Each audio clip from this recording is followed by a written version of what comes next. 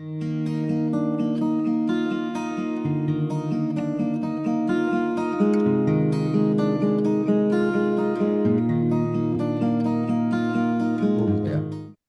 Dan malam ini dan malam yang ini satu lagi di pertemuan berikut kita akan belajar kitab Habakuk.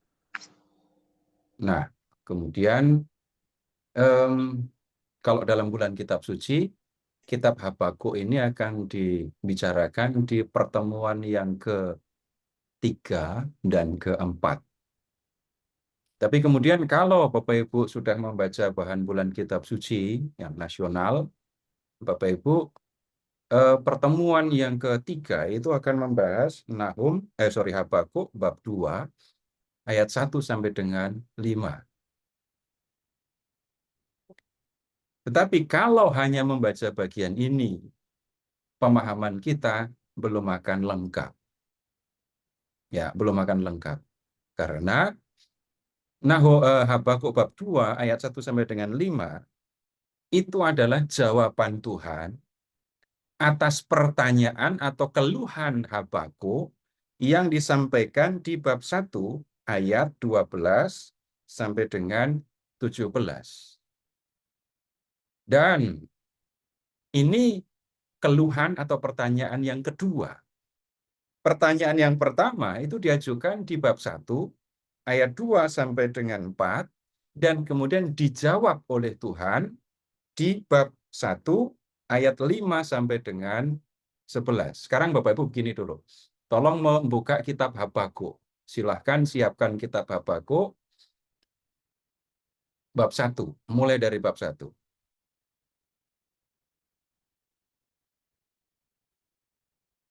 Jadi kita akan melihat secara menyeluruh isi dari kitab yang ya bisa dikatakan singkat ini ya. Sudah siap teksnya?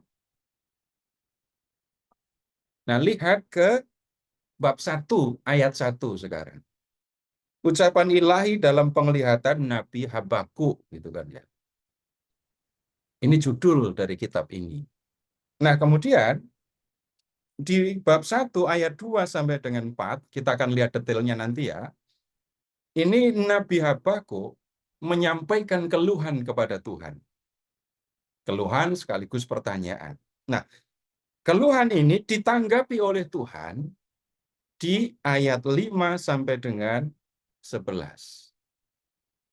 Nah, sesudah itu di ayat 12 Nabi Habakuk menyampaikan keluhan lagi, keluhan yang kedua. Sampai dengan ayat 17.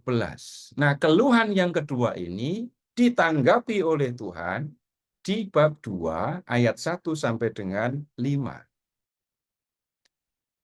Jadi bisa dikatakan Habakuk bab 1 ayat 2 sampai bab 2 ayat 5 itu isinya adalah dialog antara Nabi Habakuk dengan Tuhan.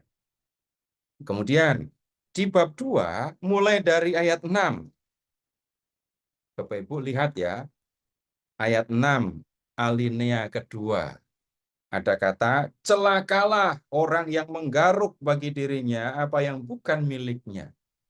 Lihat, ada kata celakalah. Muncul lagi di ayat 9.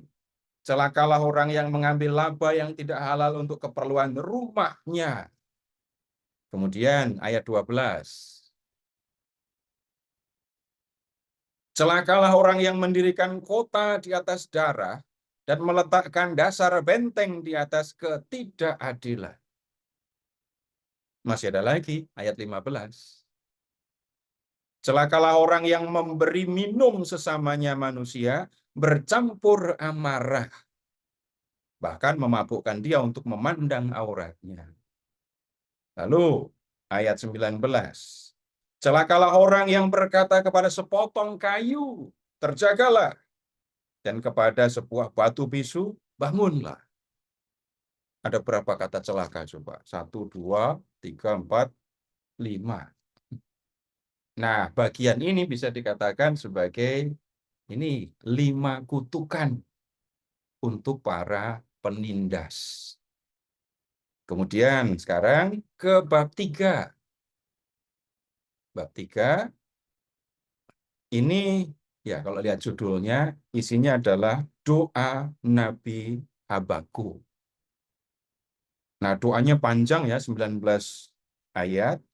Ini bisa disebut juga sebagai Mazmur, karena di bagian akhir itu ada keterangan setelah ayat 19 ya, untuk pemimpin biduan dengan permainan kecapi. Nah, ungkapan atau kalimat seperti ini banyak ditemukan di dalam kitab Mazmur. Jadi, doa Habakuk ini dapat disebut juga sebagai Mazmur. Isinya ada kemiripan dengan Nahum bab 1 tentang keagungan Tuhan. Tapi kalau di dalam ini doa Habakuk ditunjukkan Tuhan datang dan kedatangan Tuhan itu penuh dengan kemuliaan. Ini isi dari kitab Habakuk yang hanya 3 ayat. Nah, kemudian sekarang begini, seorang nabi tidak bicara kepada semua manusia di segala zaman. Seorang nabi diutus oleh Tuhan untuk menyampaikan pesan pada orang atau kelompok orang tertentu, ya, pada zaman tertentu, di tempat yang tertentu juga. Nah, kita perlu melihat kapan nubuat ini disampaikan. Kapan Nabi Habakuk itu berkarya dan menyampaikan firman Tuhan. Untuk memahami hal yang seperti ini, Bapak Ibu, kita memang perlu melihat apa yang tertulis di dalam teks. Seperti ketika kita belajar kitab Nahum, petunjuk mengenai latar belakang pekerjaan Nabi Habakuk ini sangat terbatas. Bapak Ibu sekarang lihat ke bab 1 ayat 6. Habakuk bab 1 ayat 6.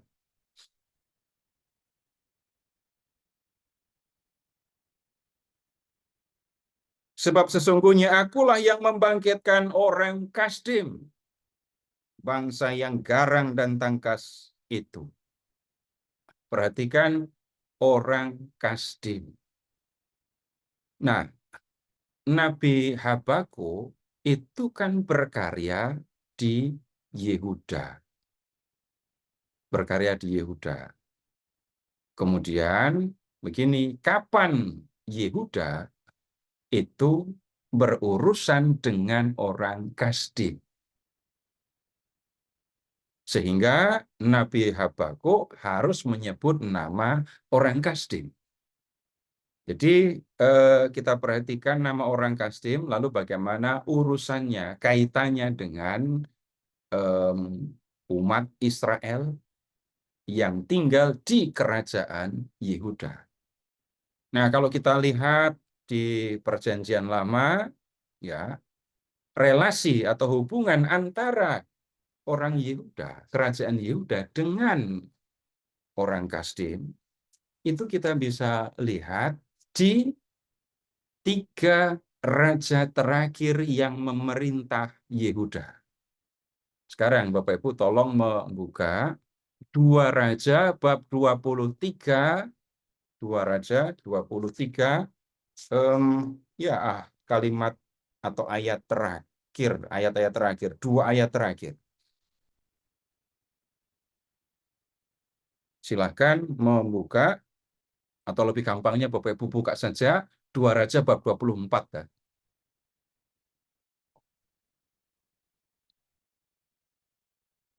2 Raja bab 24. Ayat. Ya, tunggu dulu. Lihat, sudah ketemu bab 24? Ya. Ya. Perikopnya kan mulai dari 23 ayat 26 kan, ayat 36 kan ya. Perikopnya mulai bab 23 ayat 36 kan, judulnya apa? Yoyakim, Raja Yehuda. Ya, perhatikan nama raja ini.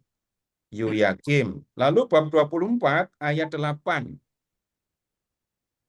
Perhatikan nama rajanya. Yoyakin. Ya, kemudian berikutnya bab 24 ayat 18. Zedekia. Ya, ingat 3 nama raja ini. Yoyakim, Yoyakin, Zedekia. Ya.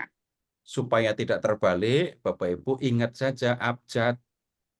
Yoyakim akhirannya kan M. Yoyakin akhirannya N. Nah, Yoyakim dulu, baru Yoyakin gitu ya. Dan yang terakhir itu adalah Zedekia. Nah, kemudian sekarang Bapak Ibu sekarang coba lihat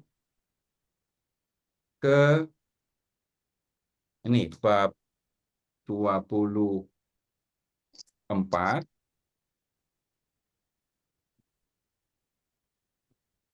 atau 25 aja, yang langsung pada pokok. Ayat 13, 25 ayat 13. Ke tiang-tiang tembaga yang ada di rumah Tuhan, kereta penopang dan laut, Ya, tembaga, lihat.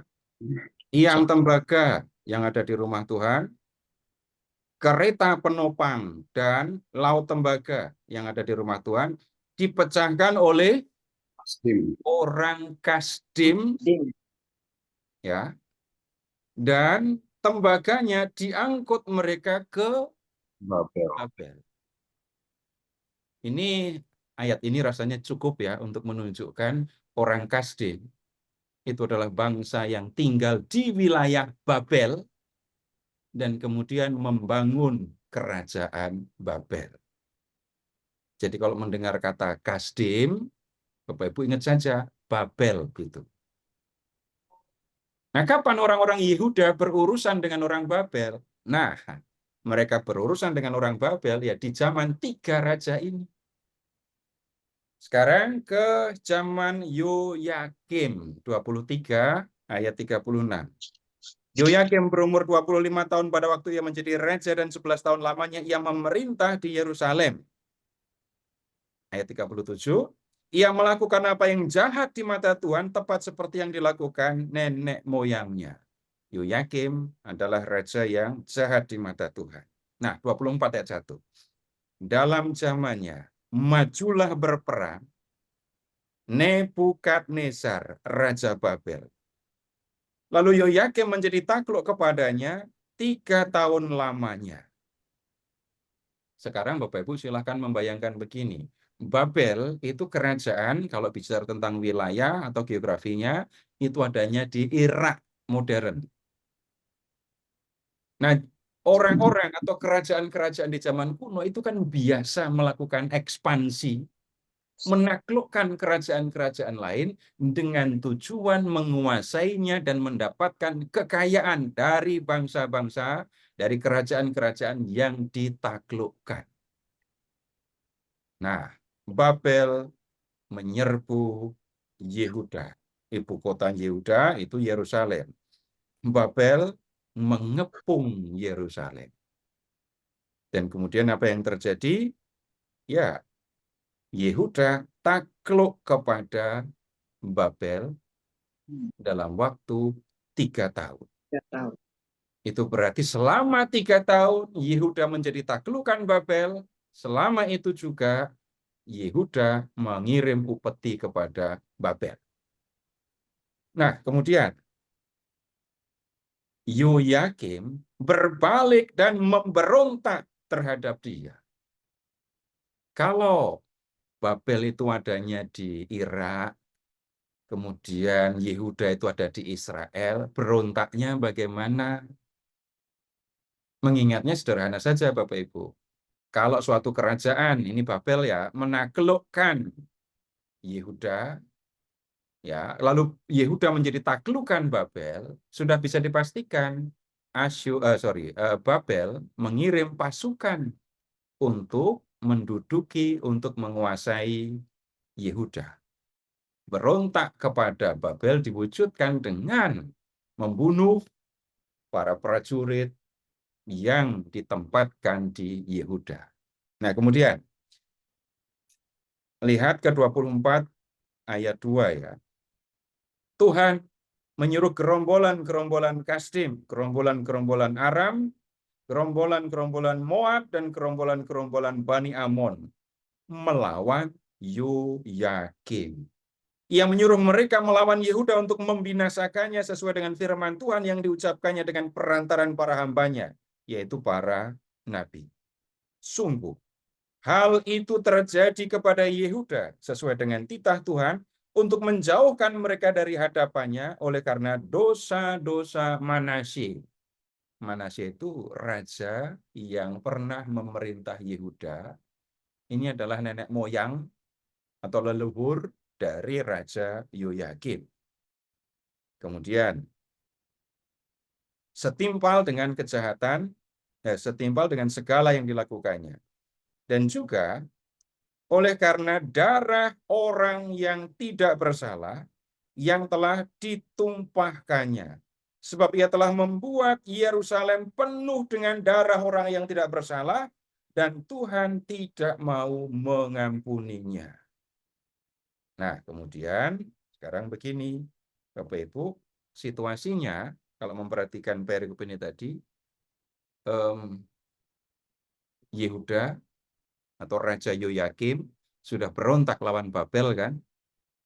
Lalu pasukan Babel dikirim ke Yerusalem mengepung kota itu. Lihat di ayat 2. Tuhan menyuruh gerombolan orang Kasdim, Aram, Moab, Amon ya untuk melawan Yoyakim. Nah, kemudian begini, Raja Yoyakim itu meninggal ya ketika Yerusalem dikepung. Secara eksplisit tidak diungkapkan di dalam teks, tapi Bapak Ibu bisa melihat di perikop berikutnya. Ayat 6. Kemudian Yoyakim mendapat perhentian bersama-sama dengan nenek moyangnya. Maka Yoyakim, anaknya menjadi raja menggantikan dia. Raja Mesir tidak lagi keluar berperang dari negerinya, sebab Raja Babel telah merebut segala yang termasuk wilayah Mesir, mulai dari sungai Mesir sampai ke sungai Efrat. Nah, dikatakan Yoyakim meninggal kan? Sekarang lihat ke ayat 8. Yoyakim berumur 18 tahun pada waktu ia menjadi raja, dan 3 bulan lamanya ia memerintah di Yerusalem. Yoyakim hanya memerintah selama 3 bulan. Tapi lihat ayat 9, ia melakukan apa yang jahat di mata Tuhan tepat seperti yang dilakukan ayahnya. 10. Pada waktu itu majulah orang-orang Nebukadnezar Raja Babel menyerang Yerusalem dan kota itu dikepung. Jadi yang sebenarnya terjadi, Bapak Ibu lihat ayat 10, itu bicara Nebukadnezar, disebut juga di 24 ayat 1. Nah, kemudian ini Yerusalem dikepung pasukan Babel. Karena Yoyakim memberontak. Yoyakim meninggal. Dalam situasi pengepungan ini, Yoyakim diangkat menjadi raja menggantikan ayahnya. Nah, sekarang lihat bagaimana sikap Yoyakim. Ayat 12. Lalu Yoyakim keluar, jadi lalu keluarlah Yoyakim, Raja Yehuda, mendapatkan Raja Babel. Ia sendiri, ibunya, pegawai-pegawainya, para pembesarnya, dan pegawai-pegawai istananya. Raja Babel menangkap dia pada tahun yang ke-8 dari pemerintahannya. Ia mengeluarkan dari sana perbendaharaan, segala barang perbendaharaan rumah Tuhan, dan barang-barang perbendaharaan istana raja. Juga dikeratnya emas dari segala perkakas emas yang dibuat oleh Salomo Raja Israel di bait Tuhan seperti yang telah difirmankan Tuhan. Ia mengangkut seluruh penduduk Yerusalem ke dalam pembuangan, semua panglima, semua pahlawan yang gagah perkasa, 10.000 orang tawanan. Juga semua tukang dan pandai besi. Tidak ada yang ditinggalkan kecuali orang-orang lemah dari rakyat negeri. Kemudian, Ia mengangkut Yoyakin ke dalam pembuangan ke Babel, juga ibunda raja, istri-istri raja, pegawai-pegawai istananya, dan orang-orang berkuasa di negeri itu dibawanya sebagai orang buangan dari Yerusalem ke Babel. Semua orang gagah perkasa, 7.000 orang banyaknya, para tukang dan pandai besi, 1.000 orang banyaknya, sekalian pahlawan yang sanggup berperang, dibawa oleh Raja Babel sebagai buangan ke Babel. Nah, ini yang terjadi. Yoyakin menyerah kepada Babel. Konsekuensinya, dia memang tidak dibunuh. Tidak ada yang dibunuh. Bahkan begitu ya. Tetapi orang-orang penting di dalam kerajaan diangkut ke pembuangan, dan harta kekayaan yang tersimpan baik di istana maupun di bait Allah dirampas, diangkut sebagai jarahan. Kemudian lihat banyak yang dibuang. Kalau bicara tentang tahun, Bapak Ibu, peristiwa pembuangan ini disebut pembuangan pertama ya, tahunnya 597 sebelum Masehi, 597. Kemudian ayat 17. Kemudian Raja Babel mengangkat Matania, paman Yoyakin, berarti saudara dari Yoyakim ya, menjadi raja menggantikan dia dan menukar namanya menjadi Zedekia. Ini raja terakhir. Lihat ke ayat 18. Waktu jadi raja, Zedekia itu berumur 21 tahun. 19. Ia melakukan apa yang jahat di mata Tuhan seperti yang dilakukan Yoyakim. Kemudian ayat 20. Sebab oleh karena murka Tuhanlah terjadi hal itu terhadap Yerusalem dan Yehuda, yakni bahwa ia sampai membuang mereka dari hadapannya. Nah, kalimat berikutnya, Zedekia memberontak terhadap Raja Babel. Berontak lagi. Yang ngangkat Zedekia itu orang Babel, Raja Babel. Tetapi kemudian Zedekia berontak. Yang kemudian terjadi, 25 ayat 1. Pada tahun ke-9 dari pemerintahannya, dalam bulan yang ke-10, tanggal 10 bulan itu, datanglah Nebukadnezar, Raja Babel, dengan segala tentaranya menyerang Yerusalem. Ia berkemah mengepungnya dan mendirikan tembok pengepungan sekelilingnya. Demikianlah kota itu terkepung sampai tahun ke-11 zaman Raja Zedekia. Kemudian berikutnya, lihat ke ayat 3.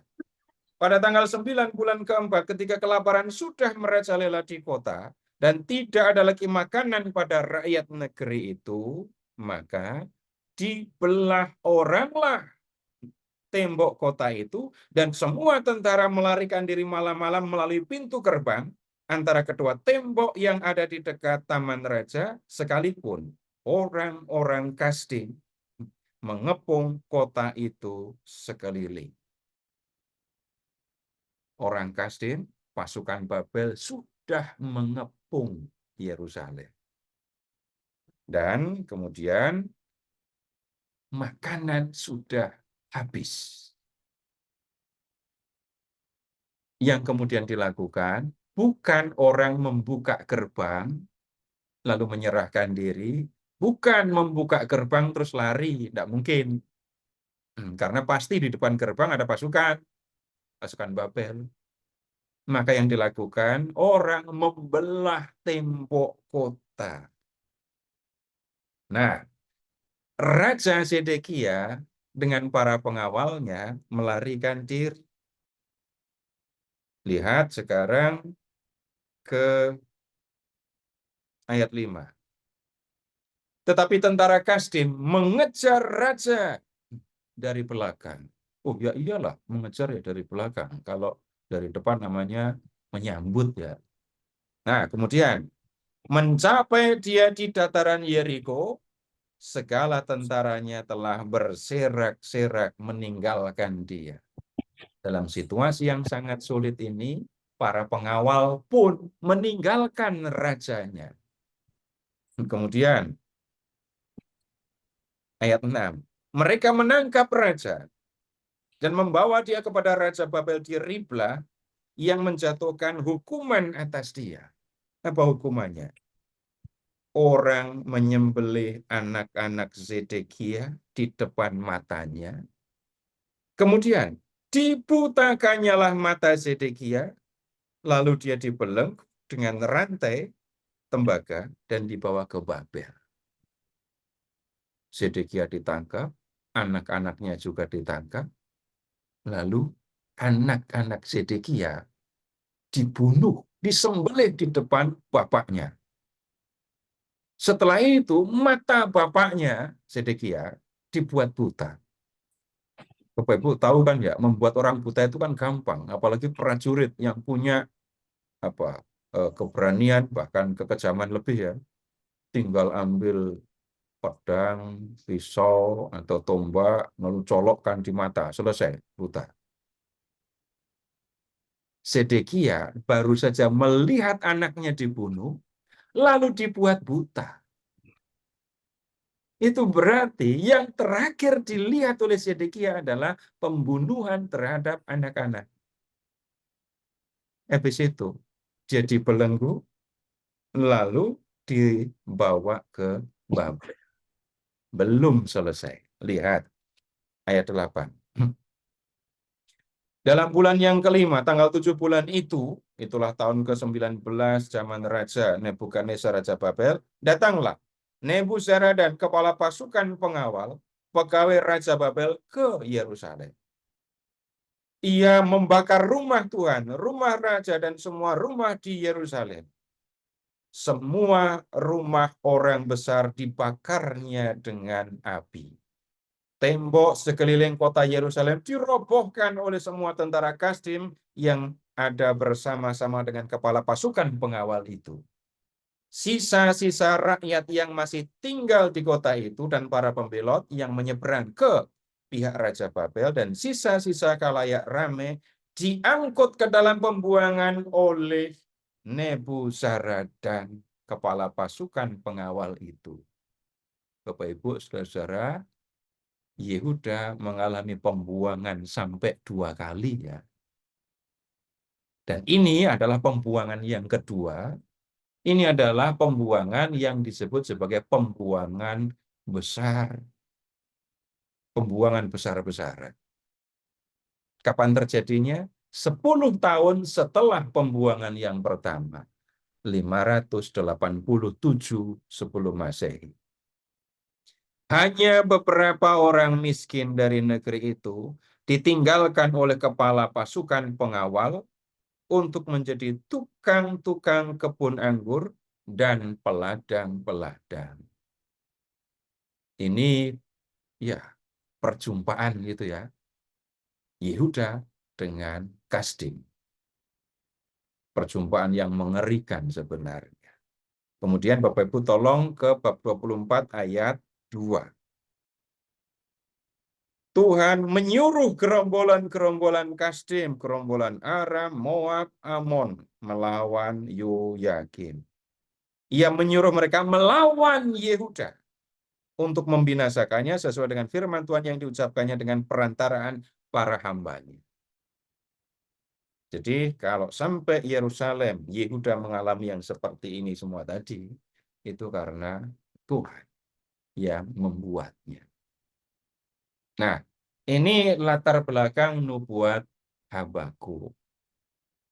Sehingga kemudian kita juga bisa mengatakan Nabi Habakuk ya berkarya di zaman pemerintahan 3 raja ini. Menjadi lebih jelas kalau kita sekarang melihat membuka kitab Habakuk. Silahkan kita pindah ke kitab Habakuk. Bab 1 mulai dari ayat 2. Dan Bapak Ibu ingat juga ya, 3 raja terakhir yang memerintah Yehuda itu semuanya jahat di mata Tuhan ya. Nah, Habakuk bab 1 mulai dari ayat 2. Berapa lama lagi Tuhan aku berteriak tetapi tidak kau dengar.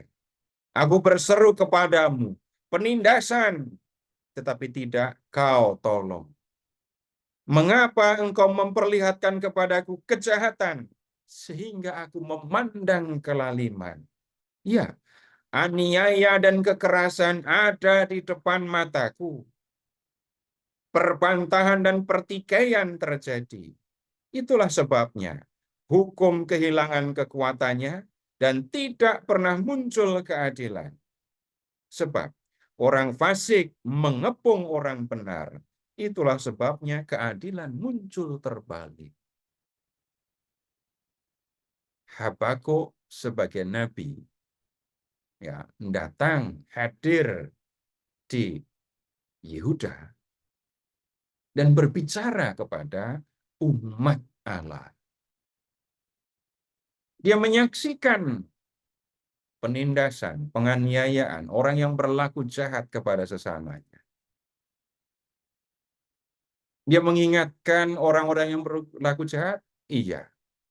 Dan karena Tuhan yang mengutus dia, Habakuk juga datang kepada Tuhan. Dan lihat ayat 2, berseru, berteriak, penindasan.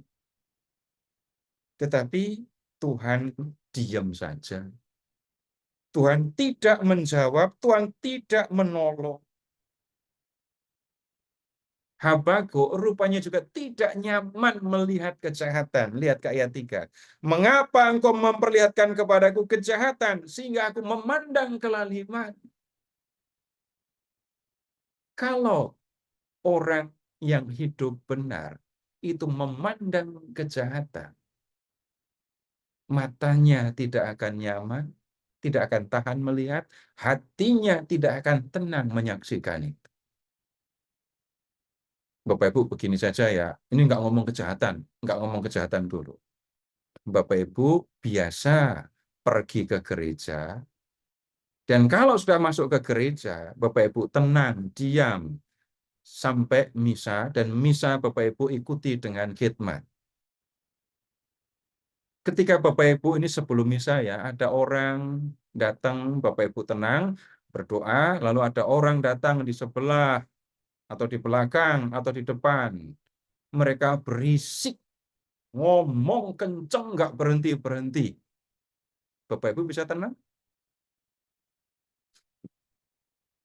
Itu belum kejahatan ya.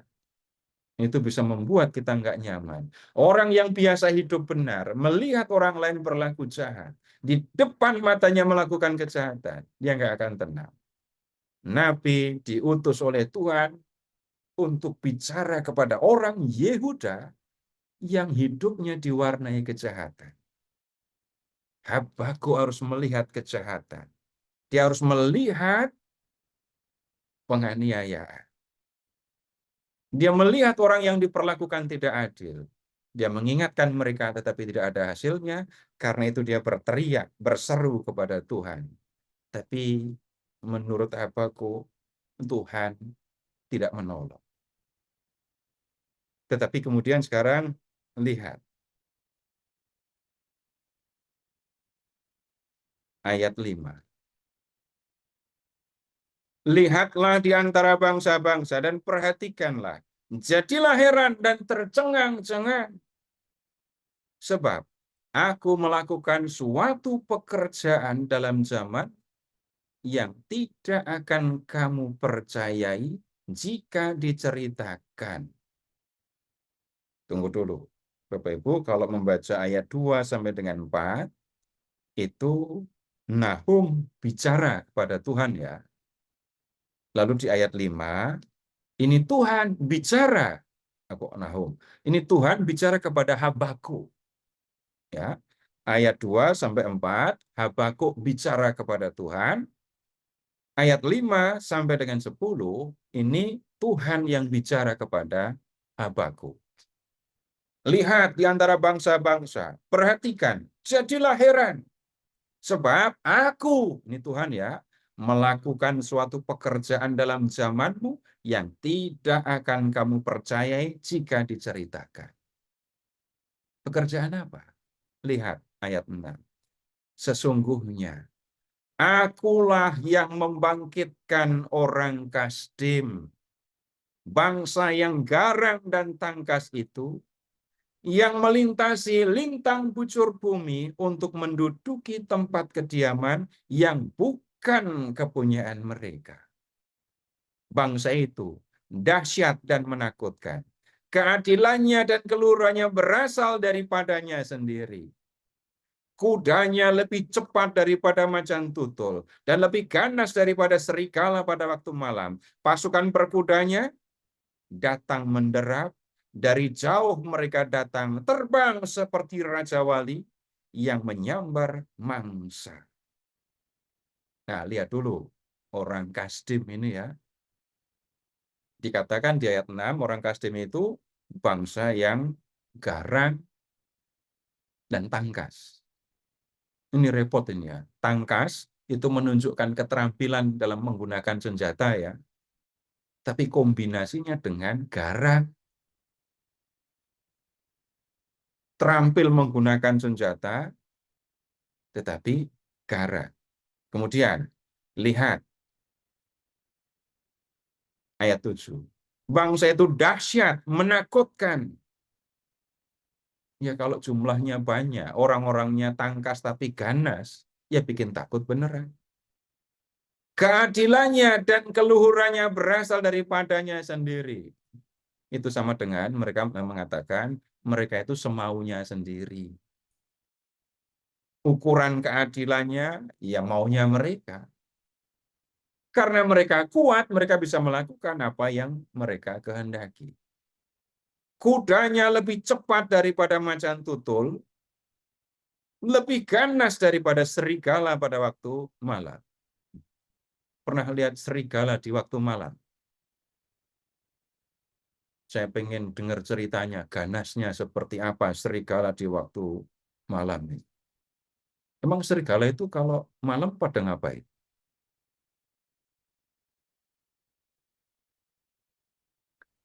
Keluar mencari mangsa.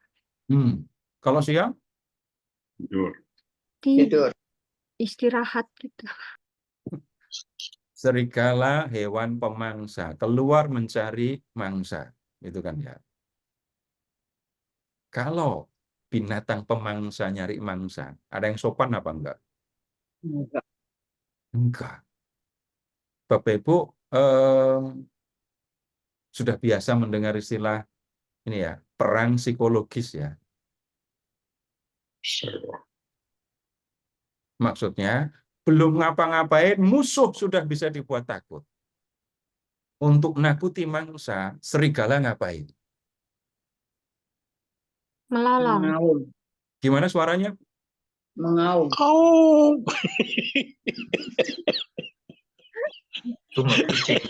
Kalau sedang mau menyerang mangsa, bukan melolong dong. Ngerkem. Ah, itu. Nah, ini serigala beneran yang itu tadi. Itu belum ngapa-ngapain, sudah membuat orang takut. Baru menggeram, mangsa sudah takut. Ya, ganasnya serigala kayak gitu. Ganasnya Kasdim kayak gitu. Tapi lihat, sorry itu tadi ngomongin kudanya loh ya. Kudanya lebih cepat daripada macan tutul. Pernah melihat macan tutul lari? Saya belum pernah lihat. Saya lihat macan tutul di Ragunan, di kebun binatang, ya, mereka nggak lari. Ya. Di Google. Bukan di Net Geo World. Itu cetah kalau lari cepat sekali. Nah, itu cita, ini yang disebut macan tutul ya. Larinya kencang, tapi kuda ini juga bisa menjadi beringas, ganas. Ini kudanya pasukan Kasdim. Kemudian lihat, pasukan perkudanya datang menderap, dari jauh mereka datang, terbang seperti Raja Wali yang menyambar mangsa. Kuda untuk berperang, kuda untuk kendaraan angkut, itu trainingnya beda kan ya? Latihannya beda. Tambah lagi, kuda untuk wisata, itu beda lagi latihannya. Nah, kalau kuda untuk berperang sudah dilatih, kekuatan, kecepatan, ketangkasannya. Kuda-kuda pasukan Babel itu bergerak bisa cepat sekali sehingga kavalerinya luar biasa cepat. Nah, kemudian lihat ke ayat 9. Seluruh bangsa itu datang untuk melakukan kekerasan. Serbuan pasukan depannya seperti angin timur. Mereka mengumpulkan tawanan seperti banyaknya pasir. Raja-raja dicemoohkannya, penguasa-penguasa menjadi tertawaannya. Ditertawakannya tiap tempat berkuku. Ditimbunkannya tanah dan direbutnya tempat itu.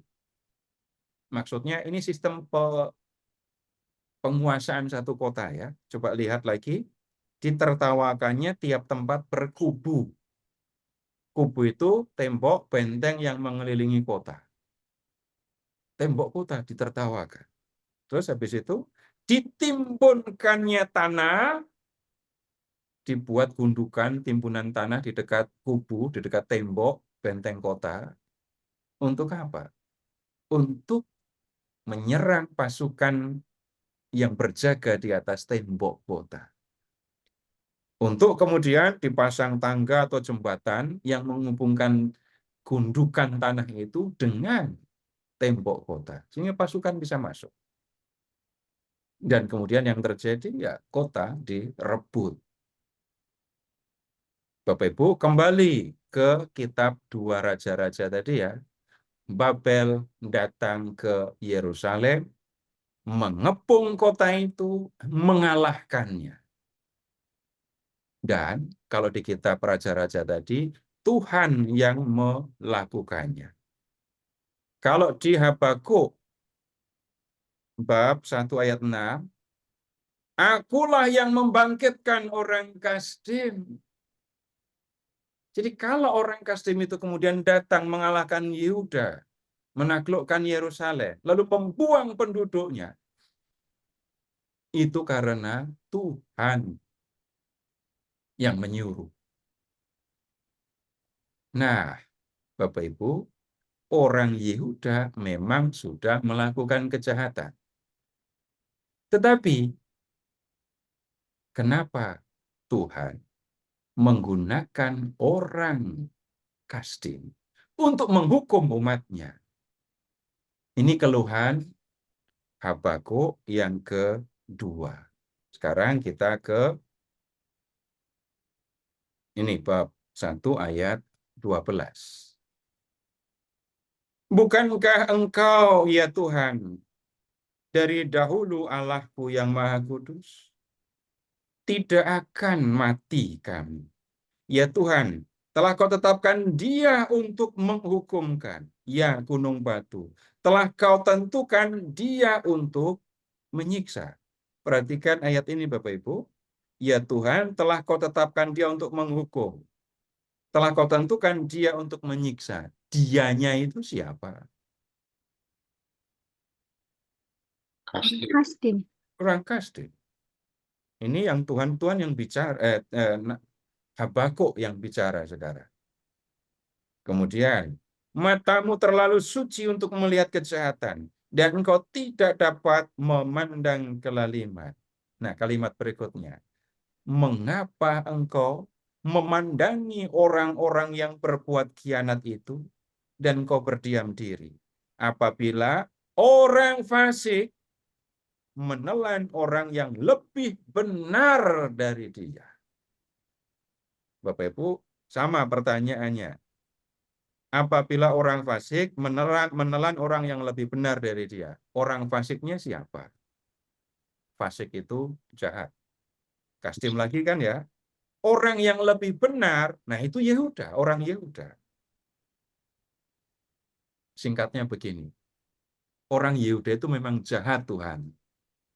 Tetapi mengapa engkau menggunakan bangsa yang lebih jahat untuk menghukum Yehuda?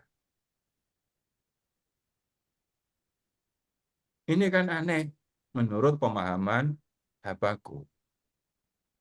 Saya memang jahat Tuhan, gitu ya. Tapi mengapa engkau menghukum aku menggunakan orang yang lebih jahat dari aku? Dan lihat yang dilakukan oleh Tuhan dengan menggunakan orang Kasdim. Ayat 14.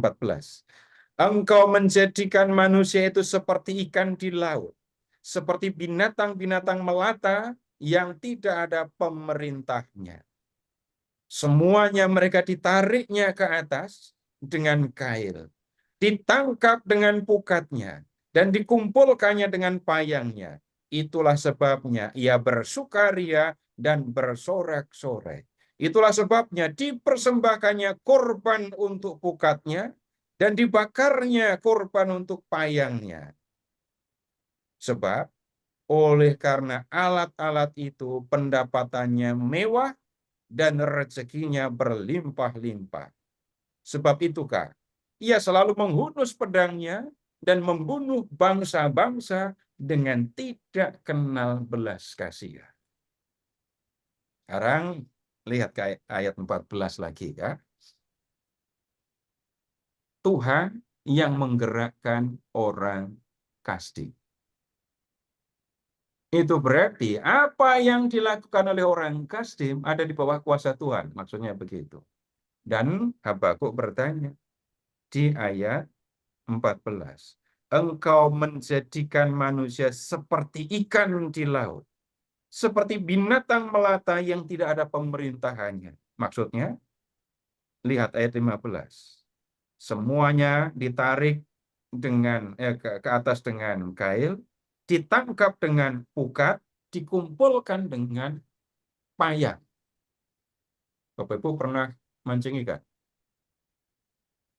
Mancingnya di sungai apa di pemancingan?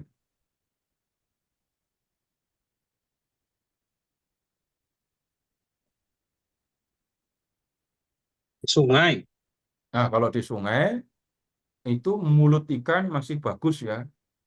Ya. Sekali pancing, udah selesai, goreng gitu ya. Tapi kalau ikan di pemancingan, amati mulutnya. Beda atau sama? Beda, Pak.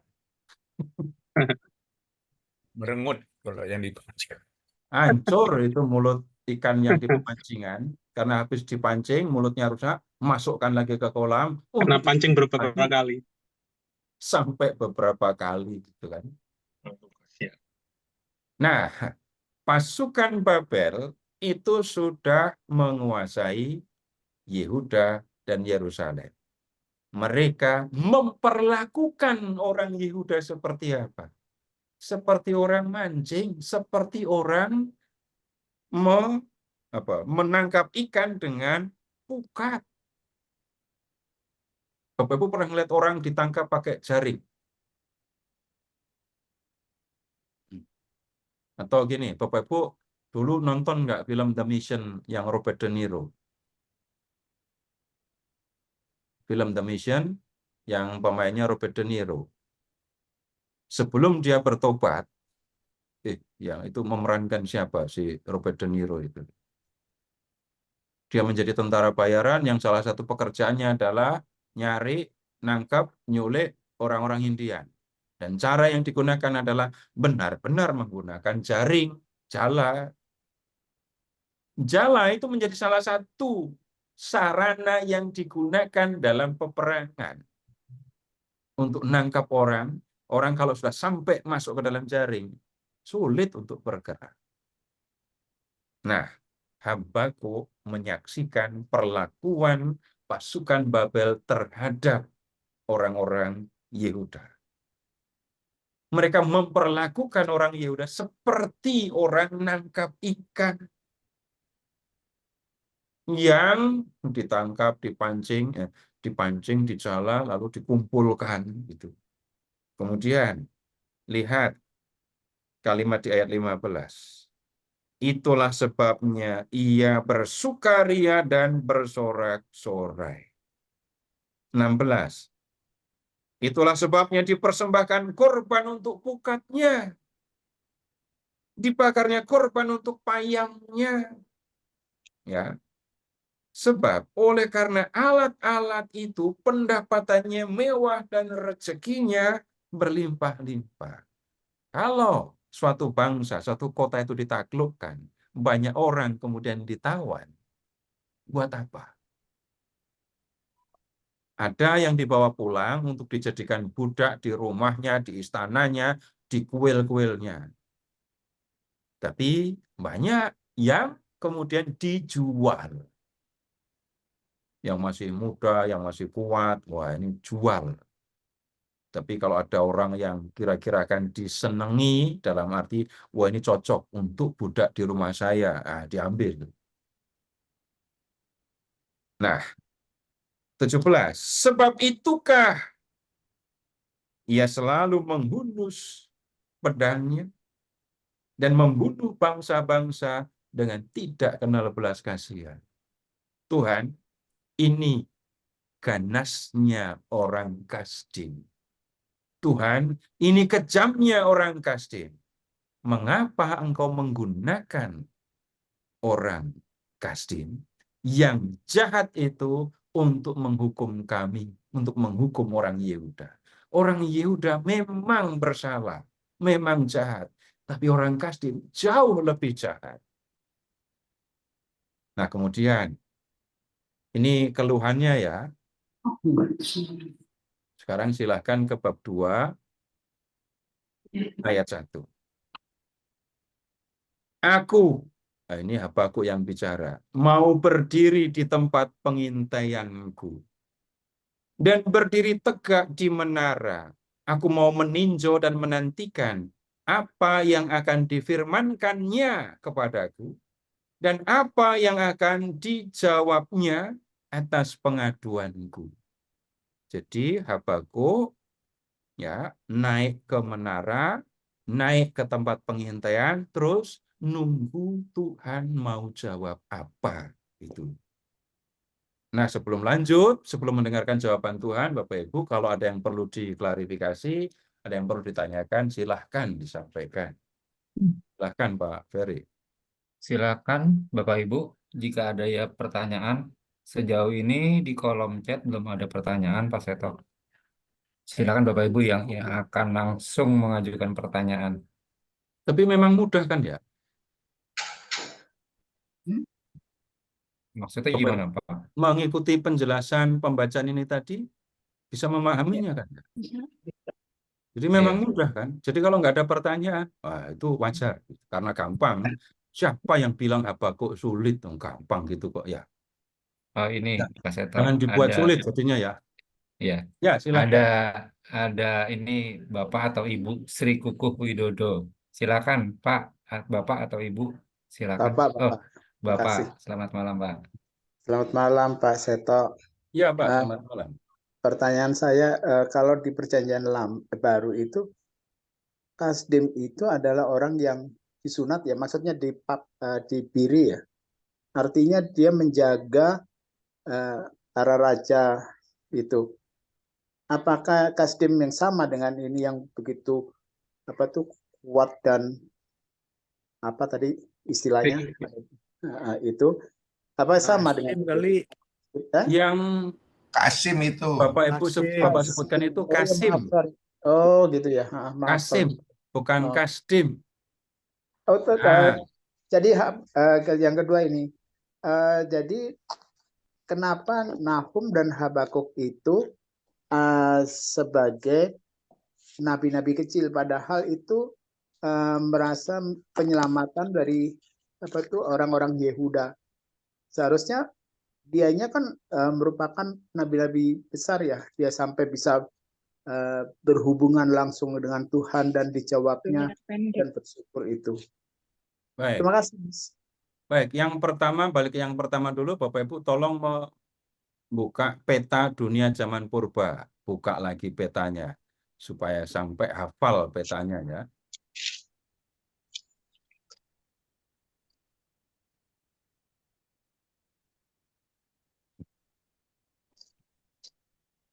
Cari peta yang judulnya dunia zaman purba.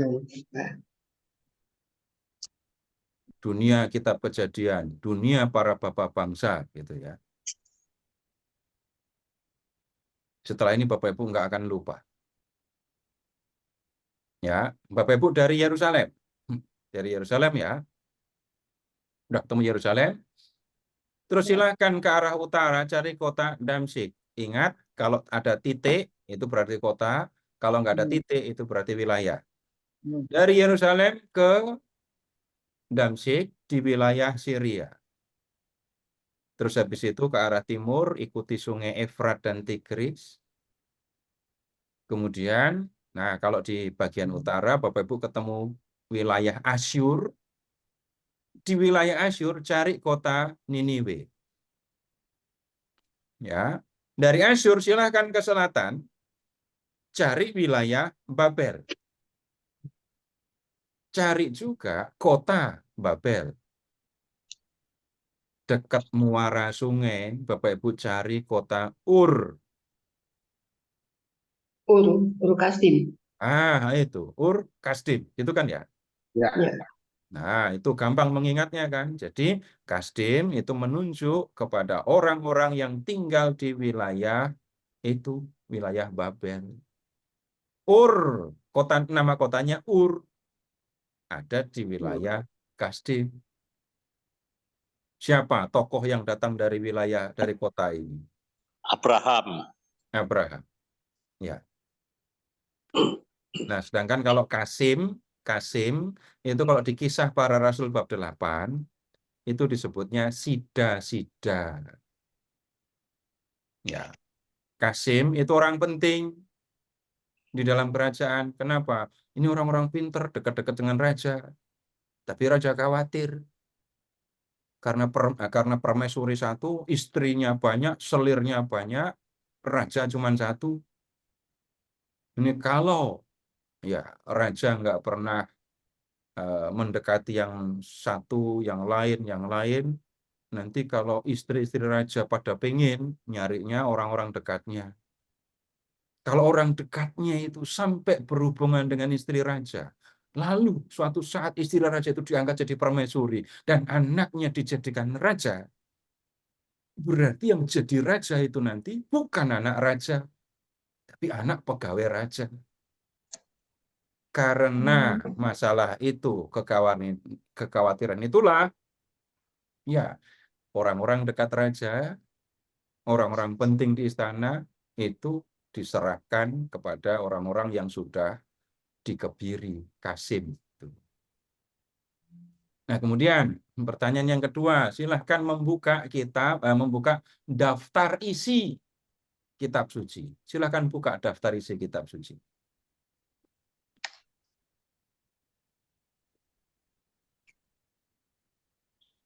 Ya. Udah, cari dulu Nabi Yesaya. Ya. Udah, sekarang diurutkan. Yesaya, Yeremia, ratapannya tinggalkan. Setelah Yeremia, Yeskiel, terus Daniel. Setelah Daniel, Hosea, terus sebut sampai selesai. Yoel, Amos, Obadja, Yunus, Mika, Nahum, Habakuk, Sefanya, Hagai, Zakaria, Maleaki. Nah, sebentar. Habis Daniel tadi apa? Setelah Daniel tadi apa? Hosea. Dari Hosea sampai Maleaki, tolong dihitung ada berapa? 12. 12 ya. Dari Yesaya sampai Daniel tanpa ratapan ada berapa? 4.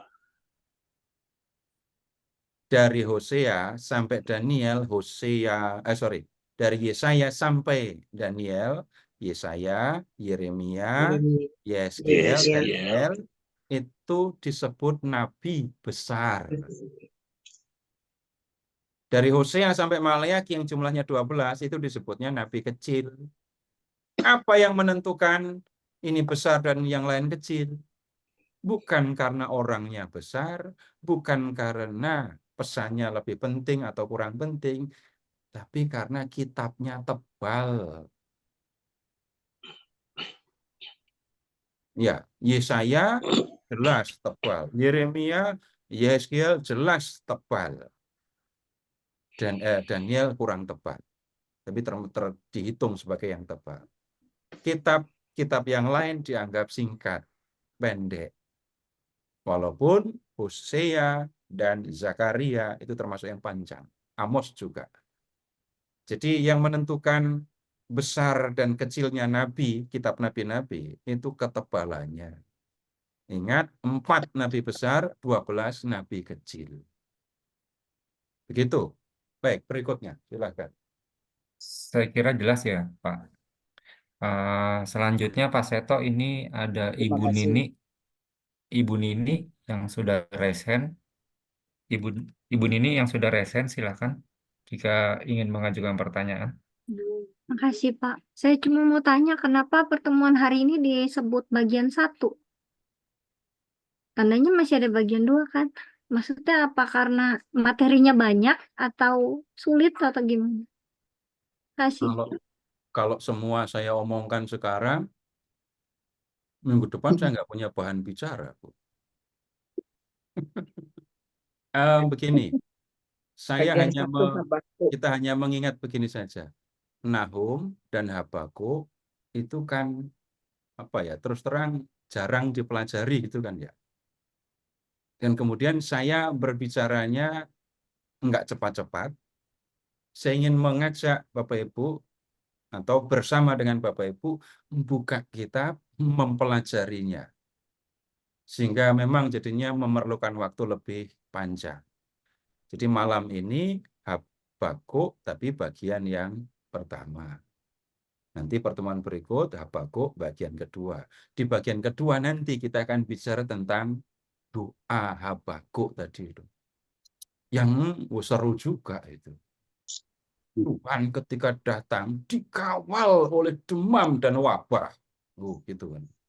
Bapak Ibu pernah dikawal sama demam? Tuhan datang, pengawalnya itu loh. Wabah atau sampar dan demam. Apa maksudnya? Ya ini yang saya maksudkan, kita belajarnya sedikit-sedikit gitu. Tapi ketika Bapak Ibu belajar, yang menjadi penting adalah Bapak Ibu memahami dan menikmati. Ini kita belajar bukan karena mau ngerjakan ujian. Tapi akan menjadi pengalaman yang serius. Bapak Ibu setelah belajar ini terus tahu isi kitab Nahum, tahu isi kitab Habakuk. Syukur-syukur Bapak Ibu memandu dan sedikit bisa bergaya gitu ya. Karena buka kitab ini, buka kitab itu gitu maksudnya. Saya tidak sediakan PowerPoint, enggak sediakan PowerPoint. Tapi kalau Bapak Ibu enggak pegang Alkitab, akan kesulitan. Ya. Tujuannya kan belajar Alkitab, jadi harus pegang Alkitab. Kalau enggak pegang Alkitab, terus mau belajar apa? Mau belajar omongan saya, enggak ada gunanya. Belajar mendengar. Enggak ada gunanya belajar omongan saya, jadi belajarlah apa yang tertulis di dalam kitab suci. Itu yang dimaksudkan. Jadi saya nggak siapkan PowerPoint, tapi malah pada dapat PDF kan ya. Ya, begitu. Terima kasih, Pak. Ya.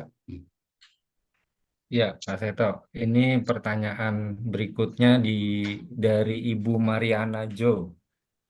Tadi di Habakuk bab 2 kalau tidak salah itu ada pernyataan mengenai penantian yang ditulis di atas loh. Nah, ini pertanyaannya dari Ibu Mariana Jo. Kira-kira apa yang ditulis Kan belum kita di loh? lihat. Ini Kan belum kita lihat. Habis ini. Kan kita baru sampai Habakuk nunggu di menara kan ya. Nunggu jawaban Tuhan. Ini Tuhan belum jawab. Nah, tunggu dulu ya. Ya, ya baik, baik. Sabar ya Bu Marian aja, nanti bagian berikutnya akan dibahas. Kira-kira apa yang ditulis di loh batu. Oke Pak Seto, ada yang raise hand dari Bapak atau Ibu Saumurdin. Ini dari Bengkayang. Silakan Bapak. Terima kasih Pak ya atas waktu yang diberikan kepada saya. Selamat malam Pak Seto serta Selamat malam, Pak. Bapak Ibu yang ada dalam Zoom ini. Bapak, saya mungkin mengulangi pertanyaan saya 2 minggu yang lalu. Kegiatan Zoom. Tadi kan Bapak jelaskan, saya semakin penasaran nih dengan ini karena mungkin kurang tahuan saya di masalah kitab. Ya memang kurang tahu sih Pak. Yang saya tanyakan adalah tadi kan Bapak menyampaikan bahwa ada 12 nabi kecil. Kemudian kalau tidak salah saya dengar sih ada 4 nabi besar. Nah, yang jadi pertanyaan saya adalah apakah nabi-nabi yang lain dari 4 nabi besar itu bukan nabi gitu? Itu pertanyaan saya. Kemudian kan Bapak juga menyampaikan tadi karena kitabnya mungkin tipis, ada yang tebal, ada yang tipis. Kalau begitu, kalau menurut saya, karena orang juga menyebut Nabi Elia itu nabi, gitu kan. Kemudian Nabi Elisa itu nabi. Gitu. Nah, kemudian di dalam kitab ini kan tidak ada namanya kitab Nabi Elia atau Nabi Elisa, dan hanya bercerita di dalam kitab Raja-Raja saja gitu. Nah, itu apakah mereka ini Nabi Elia ini disebutkan nabi atau apa? Itu Pak. Baik. Ya. Terima kasih. Jadi begini, yang Bapak Ibu lihat di daftar isi tadi itu adalah nama kitab. Kitab Nabi Yesaya, kitab Nabi Amos. Ini kitab. Jadi bukan daftar nama nabi.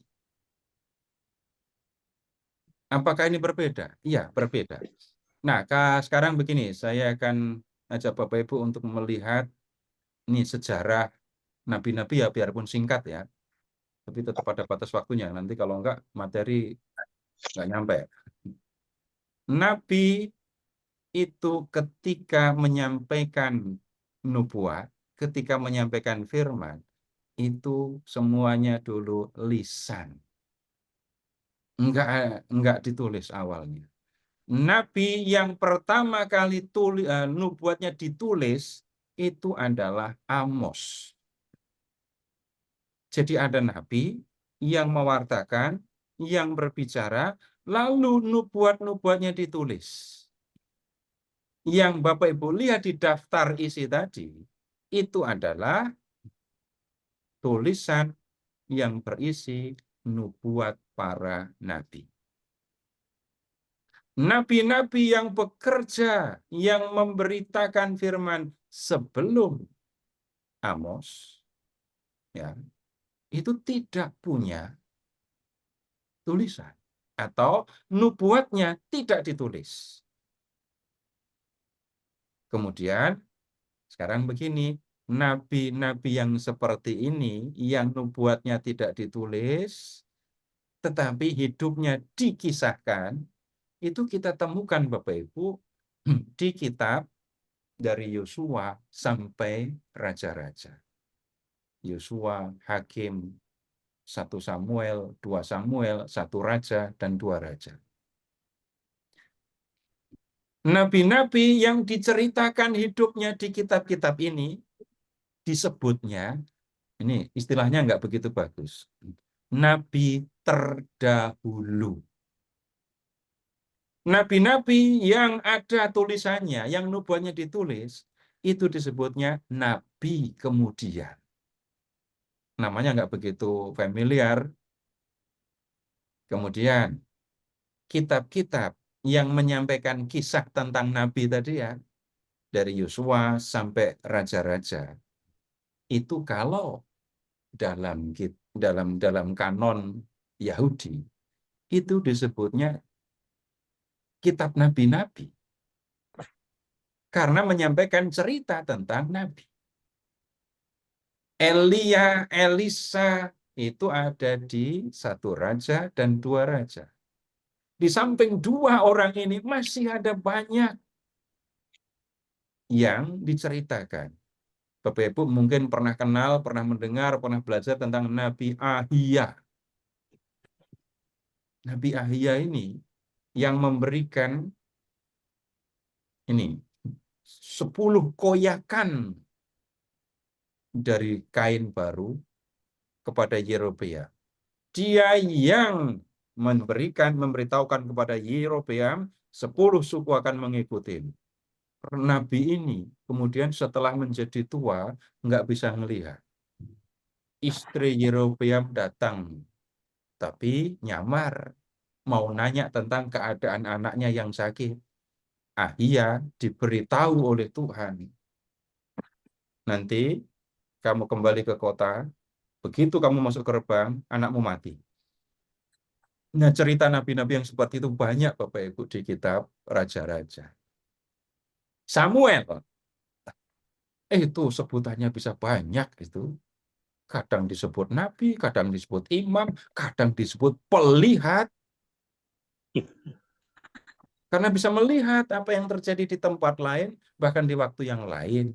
Ketika Saul nyari keledai bapaknya, dan nggak ketemu, Saul datang ke rumah Samuel. Nah, begitu Bapak Ibu tentang nabi ya. Nabi yang ada ceritanya di kitab dari Yosua sampai Raja-Raja, itu disebut nabi terdahulu. Orang Yahudi menyebut kitab-kitab ini juga kitab nabi-nabi. Nah, nabi-nabi yang ada di dalam daftar kitab, itu menunjuk kepada kitab yang berisi nubuat mengenai nubuat yang disampaikan oleh para nabi, kecuali kitab Yunus. Ya, itu isinya kisah. Begitu, Pak. Terima kasih Pak atas pencerahan. Ya. Baik. Cukup ya? Cukup Pak. Baik, sekarang kita ke ini ke menara menemui Habakuk ya. Bab 2. Di ayat 1 kita sudah lihat tadi, Habakuk nunggu Tuhan jawab apa. Ayat 2. Lalu Tuhan menjawab aku, demikian, tuliskanlah penglihatan itu dan ukirkanlah pada loh-loh batu, supaya orang sambil lalu dapat membacanya. Sebab penglihatan itu masih menanti saatnya, tetapi ia bersegera menuju kesudahannya dengan tidak menipu. Apabila berlambat-lambat, nantikanlah itu, sebab itu sungguh-sungguh akan datang dan tidak akan bertangguh. Sesungguhnya orang yang membusungkan dada tidak lurus hatinya. Tetapi orang yang benar itu akan hidup oleh percayanya. Orang sombong dan khianat, dia yang melaga. Tetapi ia tidak akan tetap ada. Ia mengangakkan mulutnya seperti dunia orang mati, dan tidak kenyang-kenyang seperti maut.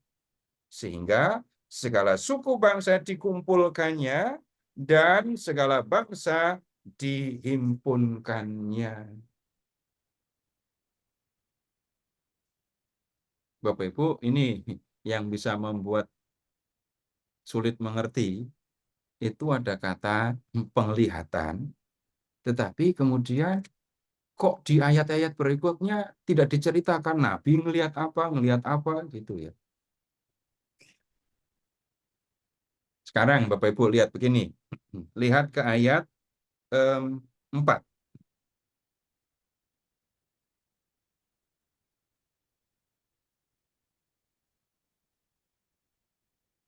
Orang yang membusungkan dada tidak lurus hatinya. Tetapi orang benar itu akan hidup oleh percayanya.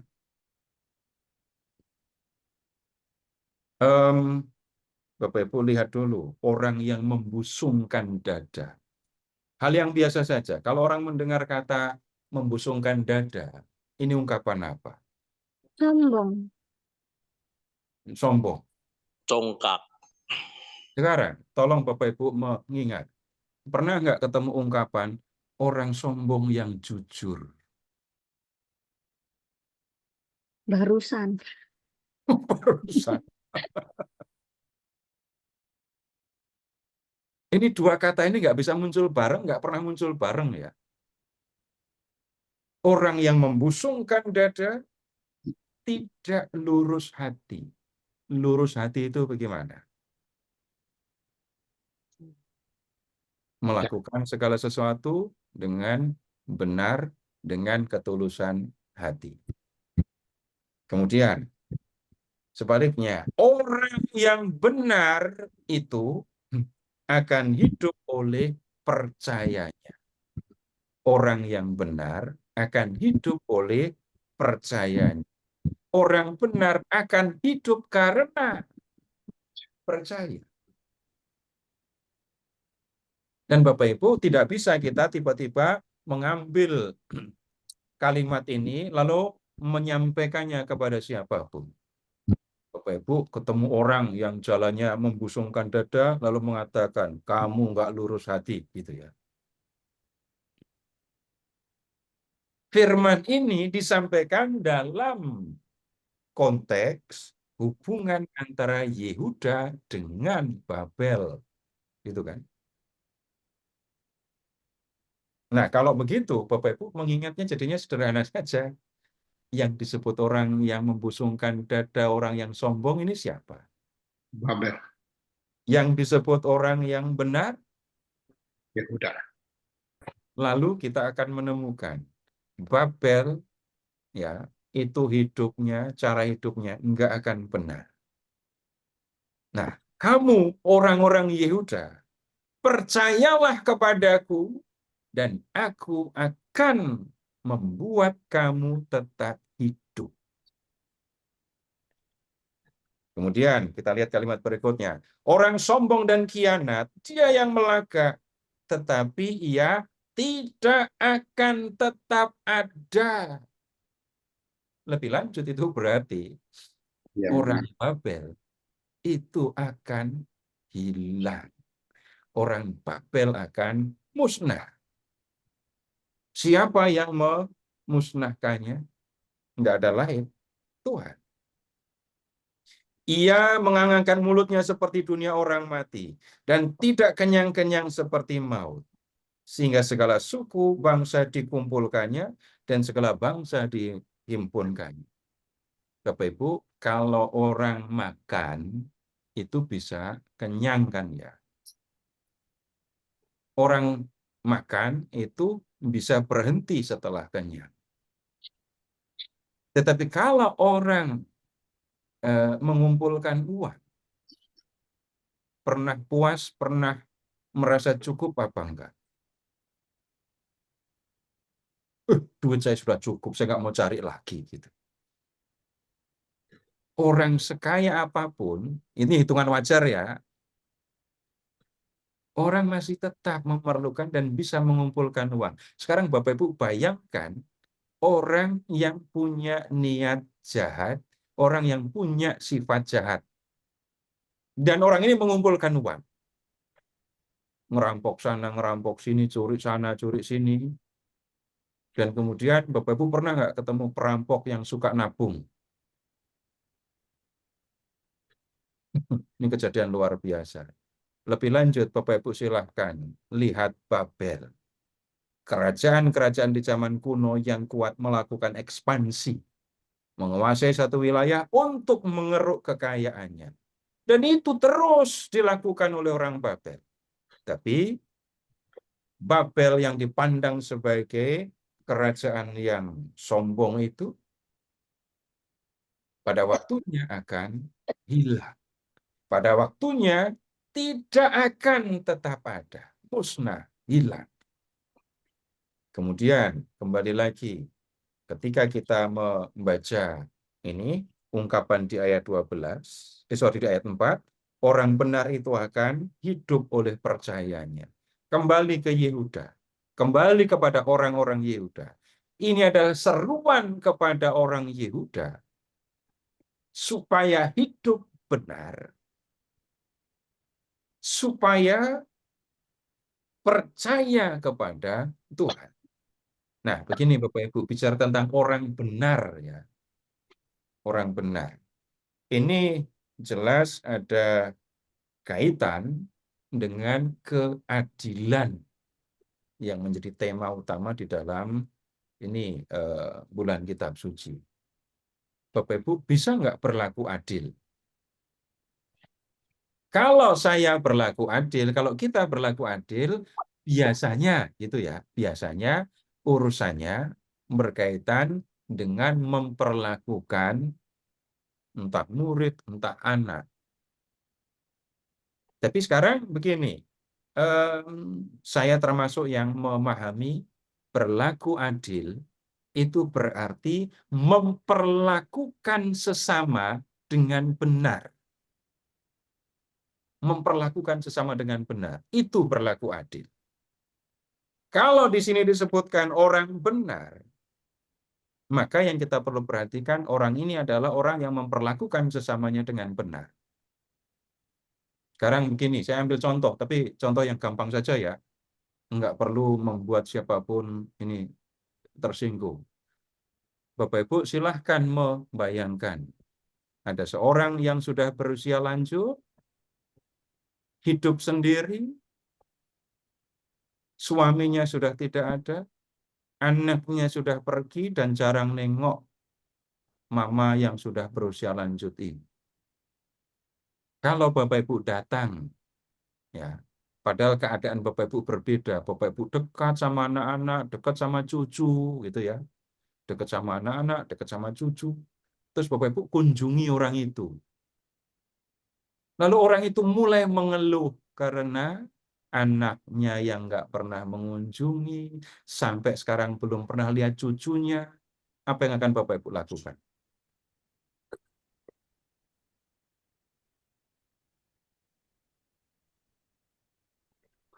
Bapak Ibu akan dengarkan dia bercerita kan? Bapak Ibu akan dengarkan ketika dia menangis kan?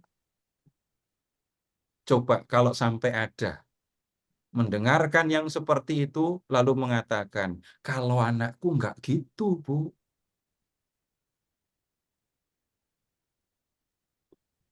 Itu berlaku benar nggak kepada orang yang seperti itu? Itu nggak berlaku adil terhadap sesama.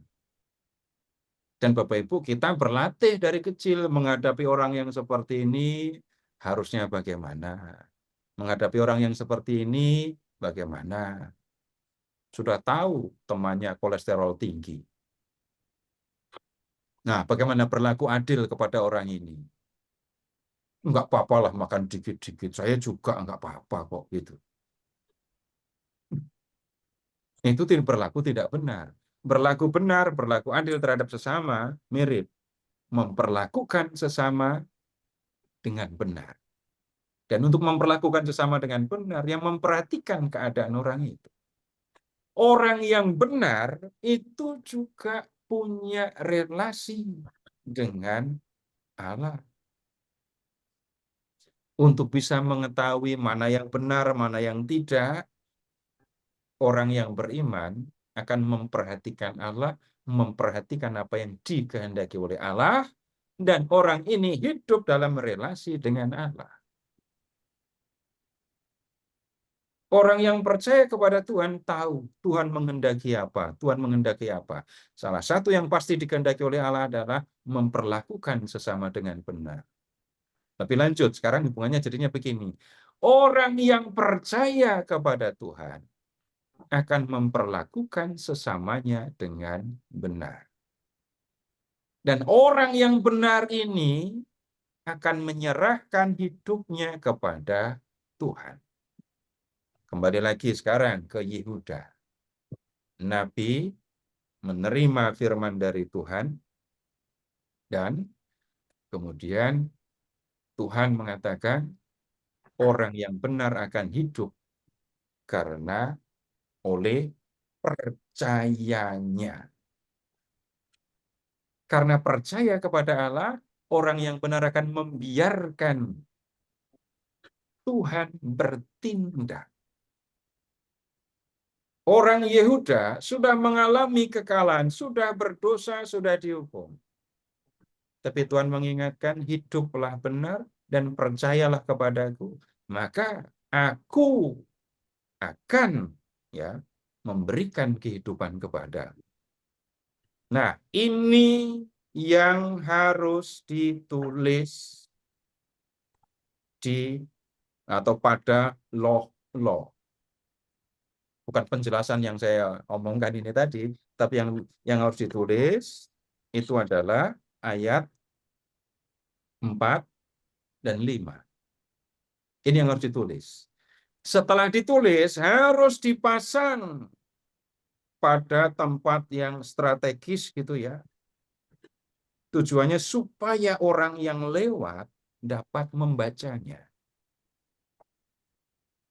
Kenapa harus ditunjukkan? Kenapa pengen supaya orang melihatnya?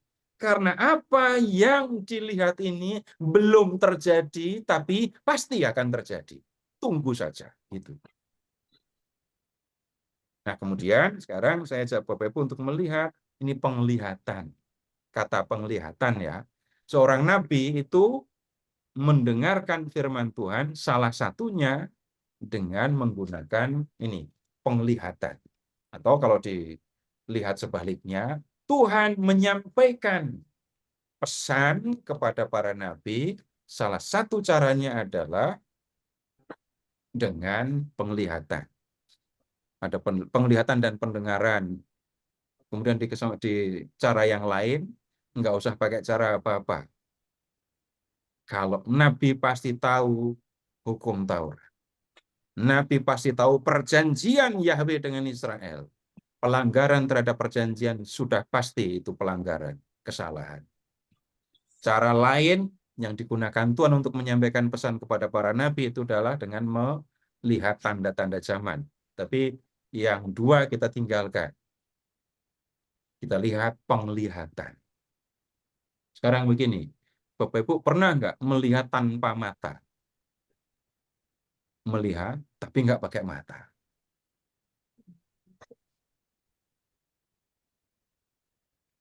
Belum pernah?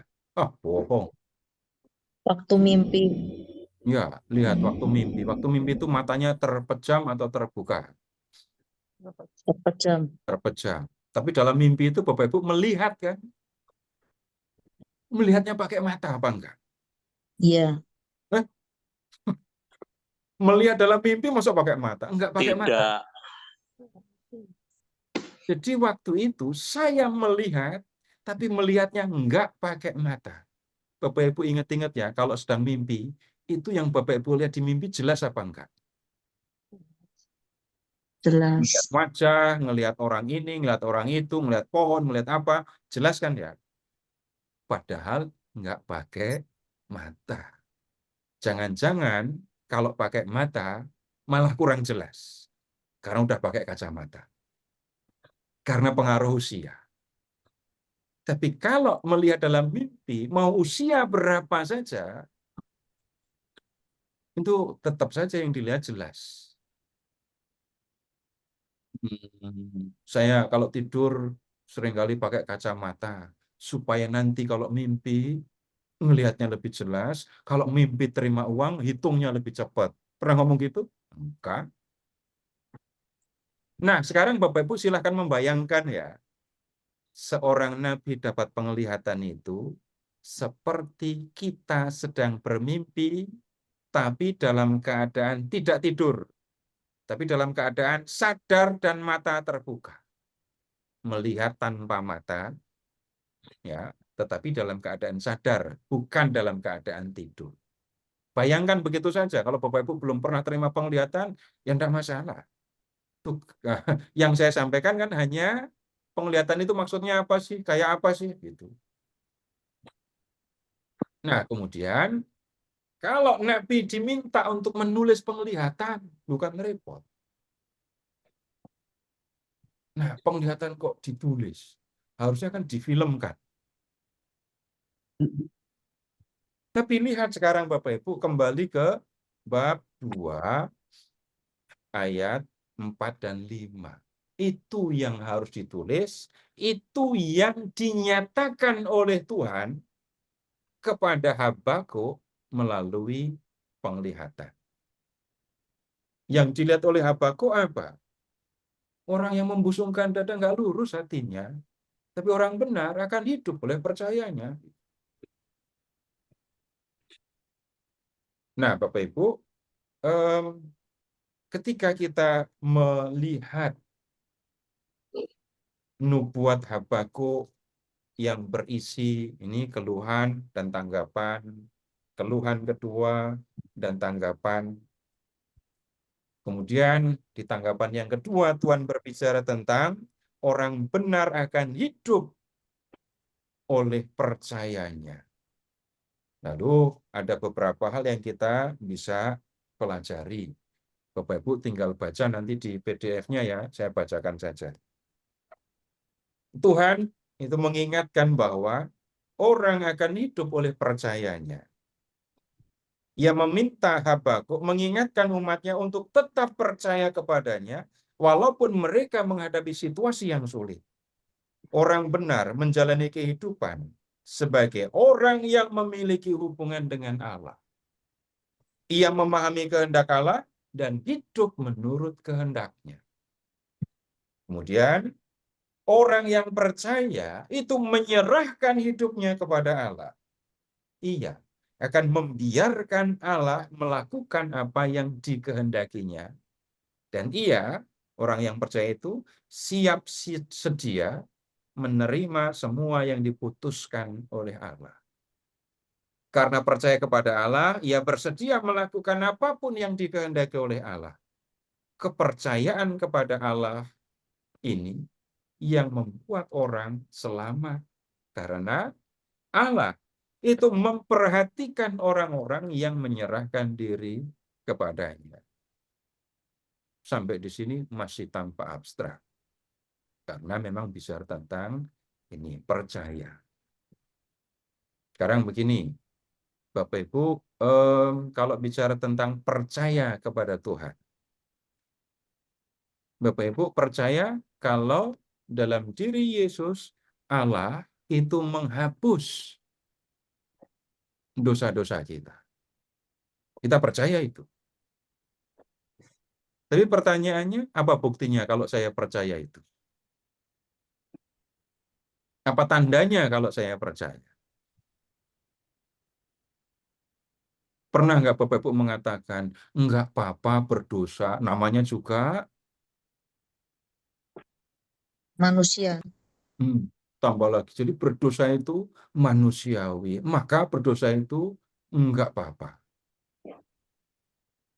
Jelas pemahaman seperti ini nggak bisa diterima. Tiap minggu nyanyi anak domba Allah yang menghapus dosa dunia. Tapi habis mengatakan itu, lalu mengatakan enggak apa-apa berdosa. Ada yang aneh di situ? Jelas.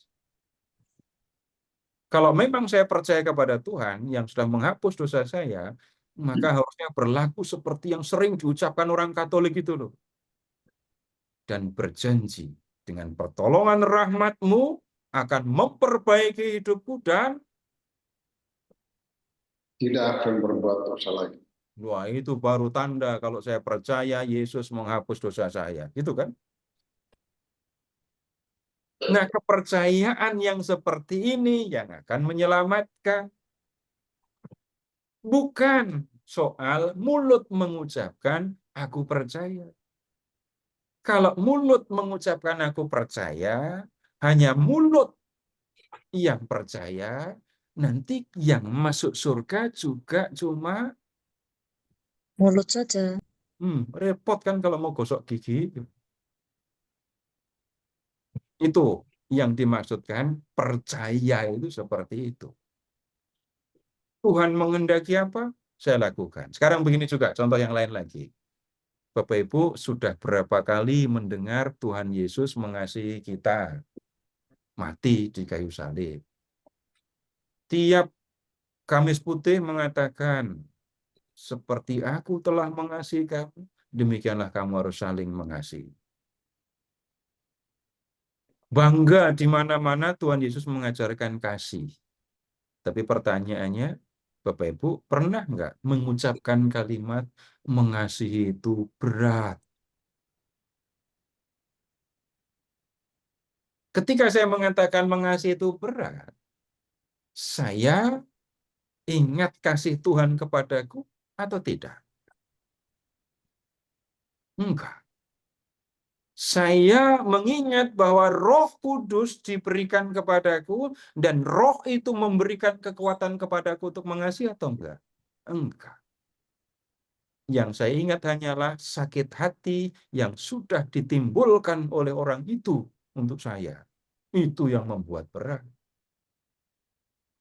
Nah, percaya kepada Allah berarti percaya bahwa Tuhan sudah mengasihi. Kemudian mengikuti kehendak Tuhan berkaitan dengan kasih. Saya tidak akan pernah mengatakan mengasihi itu gampang, mengasihi itu ringan. Enggak. Tetapi orang yang percaya kepada Allah, yang sudah mengasihi, akan berusaha, berjuang untuk mengasihi. Nah, itu contoh, Bapak Ibu, sekarang begini. Tolong membuka, Bapak Ibu, PDF yang sudah di-share.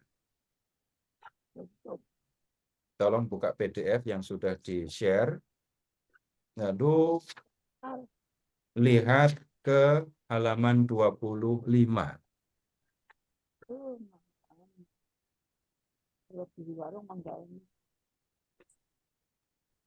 Itu kalau belum sempat lihat, nah itu sudah di-share sama Pak Ferry. Boleh langsung di-download. Ini masalahnya yang pakai handphone. Lihat ke ini halaman 25. Nanti Bapak Ibu juga bisa langsung pelajari juga sih. Jadi materi yang kami bagikan, yang kami share, ini kan memang ya penjelasannya berbeda dengan yang nasional maupun yang dari KAJ. Penjelasannya berbeda. Perikopnya, kitabnya sama. Nah, kemudian kalau Bapak Ibu mengalami kesulitan ya untuk menggunakan bahan, Bapak Ibu, bahan yang kami bagikan bisa jadi alternatif. Ya, sekarang lihat di halaman 25. Nah, ini pertemuan yang pertama. Kemudian teksnya disebut di situ. Lalu ada bagian pembuka, lagu, tanda salib, kemudian ada pengantar, tinggal baca di situ. Lalu habis itu ada doa pembuka. Doa pembukanya itu yang seperti kita tiap kali pertemuan kita doakan itu. Nah, kemudian di halaman 26, ini bagian yang utama, pendalaman kitab suci, pendalaman teksnya. Di bagian ini ada beberapa tahap ya. Di tahap pertama, fasilitator meminta para peserta membaca perikop bersama-sama dengan suara lantang dan tidak tergesa-gesa. Semua diajak membaca. Biarkan semua mulut mengucapkan firman dan semua telinga mendengarnya. Kenapa perlu membaca dengan bersuara? Bapak Ibu kalau baca dalam hati nggak pernah salah kan? Tapi begitu mulai mengucapkan, ketahuan. Mana yang lancar baca, mana yang tidak. Yang diperlukan semua jadi lancar baca. Jadi membaca pun masih tetap harus belajar. Kemudian di bagian kedua, ini ada penjelasan. Penjelasannya ada dua. Yang pertama, fasilitator menyampaikan penjelasan mengenai latar belakang pewartaan Nabi Nahum. Nanti di pertemuan yang ketiga, yang kita diskusikan malam ini, fasilitator juga menyampaikan penjelasan tentang latar belakang pewartaan Nabi Habakuk. Tanpa latar belakang ini, umumnya orang akan mengalami kesulitan untuk memahami perikopnya. Kemudian yang kedua, fasilitator memberikan penjelasan tentang perikop yang dibahas di pertemuan pertama. Kalau di pertemuan ketiga, ya pertemuan ketiga.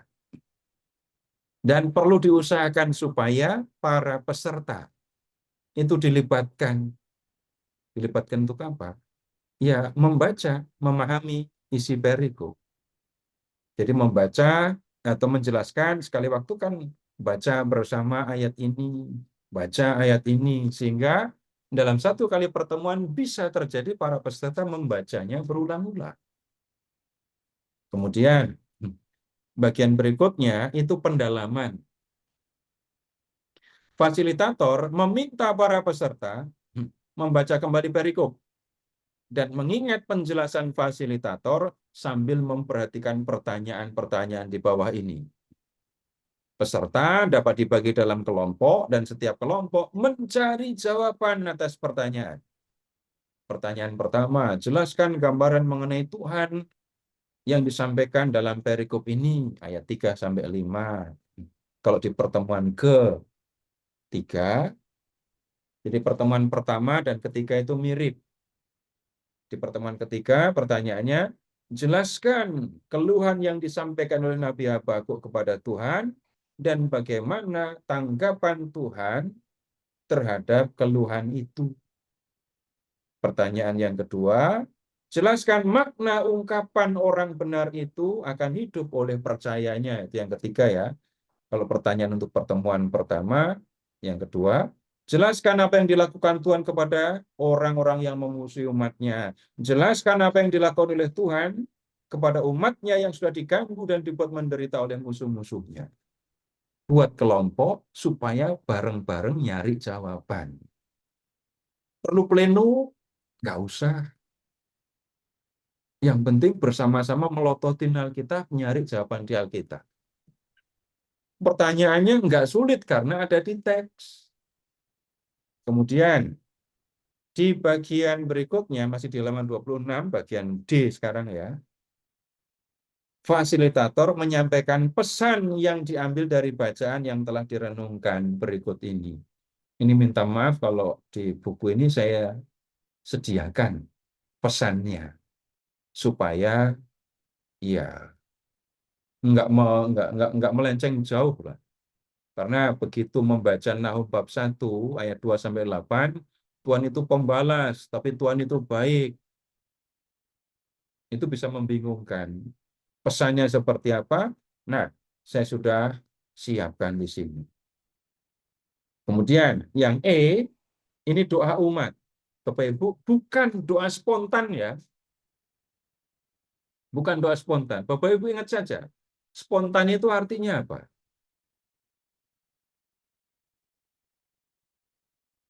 Langsung. Coba Bapak Ibu ada di dalam ruangan, dengerin saya, terus habis itu dari belakang ada suara lain yang memanggil nama Ibu, manggil nama Bapak. Nengok apa enggak? Nengok. Nah, itu namanya kan spontan kan nengoknya. Bayangkan, doanya spontan. Berarti nggak dipersiapkan. Nah, kita lakukan yang sebaliknya. Doanya dipersiapkan. Nah, pesan dan penerapan itu menjadi sumber, menjadi materi untuk membuat doa. Di doa umat ini, keterangannya begini. Setelah mendengarkan pesan dari Allah melalui sabda yang tertulis dalam Alkitab, fasilitator mengajak peserta menanggapi sabda Allah itu dengan doa. Ini fasilitator mengajak peserta menyiapkan doa secara tertulis sebagai tanggapan atas sabda yang baru didengarkan. Doanya bisa berupa pujian, syukur, atau permohonan berkaitan ya dengan sabda yang direnungkan dalam pertemuan ini. Lalu jadi ini doanya ditulis. Dan tulisannya, keterangan sedikit. Bapak Ibu, kalau berdoa, perhatikan kalau kita mengikuti misa. Romo, kalau berdoa, itu yang dipanggil siapa? Manggil siapa? Ya, Bapak. Bapak ya. Jadi ketika umat berdoa, ketika kita berdoa, kita lakukan yang sama. Berdoa kepada Bapa. Kemudian baru di bagian akhir, demi Kristus, dengan perantaraan Kristus gitu kan. Kalau nggak hati-hati, bisa terjadi, ya Tuhan Yesus, begini, begini, begini, di bagian akhir, demi Kristus Tuhan kami. Atau dengan perantaraan Kristus. Bicara kepada Tuhan Yesus dengan perantaraan Kristus. Ini perlu diingatkan. Berapa panjang doanya? Nggak perlu sampai 5 halaman ya. Panjangan nanti lama. Paling-paling Bapak Ibu 3, 4, 5 baris. Tapi berkaitan dengan bacaan. Kalau nggak berkaitan dengan bacaan, nanti akan jadi tampak aneh. Ini bicara tentang nubuat Nahum dengan gambaran Tuhan yang dahsyat. Tiba-tiba ada yang berdoa, berikanlah jodoh untuk anakku. Nyambung apa enggak? Enggak nyambung. Apakah doa minta jodoh untuk anak itu salah? Bukan salah, enggak salah. Tetapi ini kesempatan yang berbeda. Jadi semuanya nanti kalau begitu akan belajar, berlatih untuk membuat doa. Setelah semua menuliskan doa, lalu satu persatu peserta itu diminta membacakan.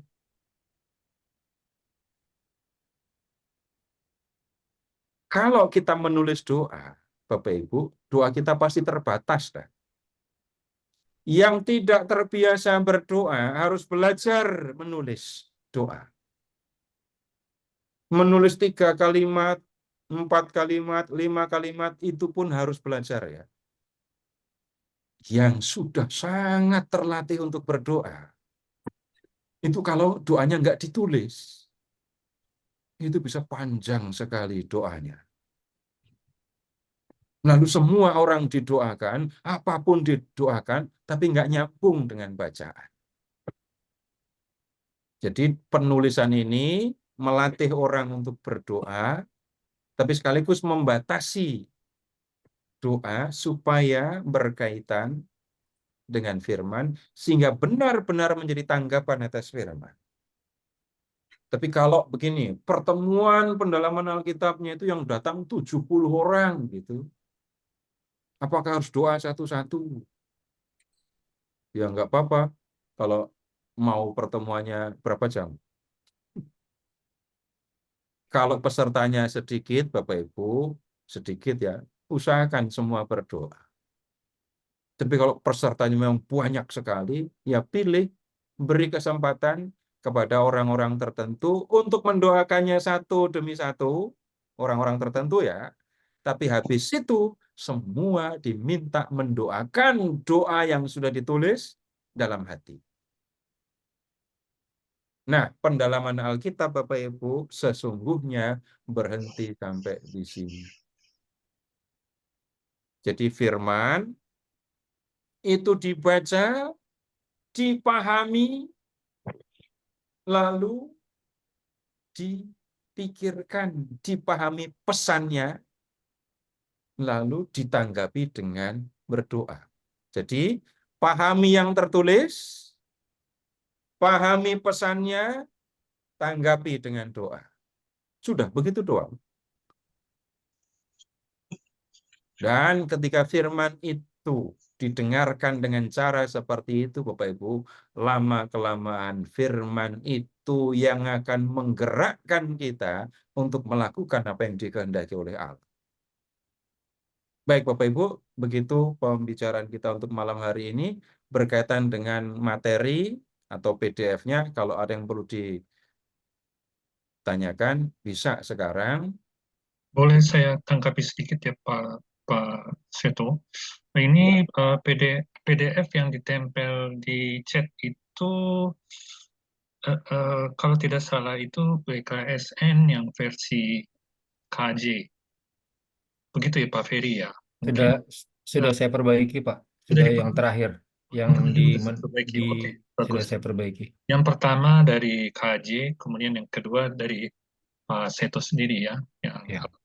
Minggu lalu pun juga sudah ditempel. Oh, oke. Tadi saya cek yang pertama. Oke.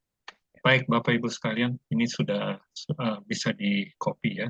Silakan kalau mau diajukan pertanyaan, masih ada 5 menit. Mungkin Pak Ferry saya serahkan untuk koordinasi. Pak Sito, balik back to the pengisian daftar isi, apa beza dia Deuteronika dan buku kebijaksanaan? Dari Ibu Valena, Pak Seto. Bedanya kitab Deuterokanonika dengan buku kebijaksanaan. Jadi Contohnya begini. Tobit, Yudit, and then Ayub, Mazmur, like that. Jadi begini, kata deuteros itu artinya kedua. Nah, kalau pertama, itu kata yang dipakai adalah protos. Proto itu artinya yang pertama, deutero itu yang kedua. Kanon itu artinya daftar kitab dalam kitab suci. Nah, Deuterokanonika berarti daftar kitab suci yang kedua. Nah, yang di atasnya itu dari Kejadian sampai Maleakhi itu protokanonika namanya. Ya. Nah, di Deuterokanonika itu ada kitab-kitab ya, Tobit, Yudit, Sirah, Kebijaksanaan Salomo, 1 Makabe, 2 Makabe, Baruh gitu ya. Kitab-kitab itu, ingat ya, kitab orang Yahudi, bukan kitab orang Katolik. Yang menulis kitab-kitab yang di Deuterokanonika itu, semuanya orang Yahudi. Tidak satupun kitab ditulis oleh orang Katolik. Nah, kemudian ketika orang-orang Yahudi menentukan daftar kitab suci, kurang lebih tahun 100 Masehi, syarat pertama yang diajukan adalah ditulis dalam bahasa Ibrani, Hebrew. Kitab-kitab yang tidak ada lagi bahasa Ibraninya dan kitab-kitab yang ditulis dalam bahasa Yunani oleh orang-orang Yahudi tidak diakui sebagai kitab suci. Ketika orang Yahudi sudah menentukan kanon itu, sebelumnya semua diakui sebagai kitab suci. Nah, Gereja Katolik mengikuti kebiasaan yang sudah ada. Semua kitab, baik yang berbahasa Ibrani maupun Yunani, digunakan terus di dalam gereja. Ini sampai sekarang.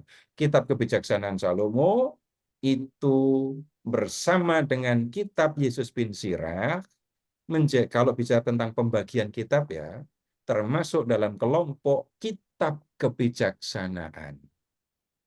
Jadi di protokanonika itu ada kitab Ayub, Pengkhotbah, Amsal, Kidung Agung. Itu kitab-kitab hikmat.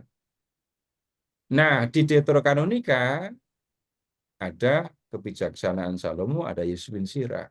Seluruhnya ini jadinya kitab termasuk dalam kelompok kitab hikmat. Ada kitab sejarah dari Yosua sampai Esther. Itu kitab sejarah.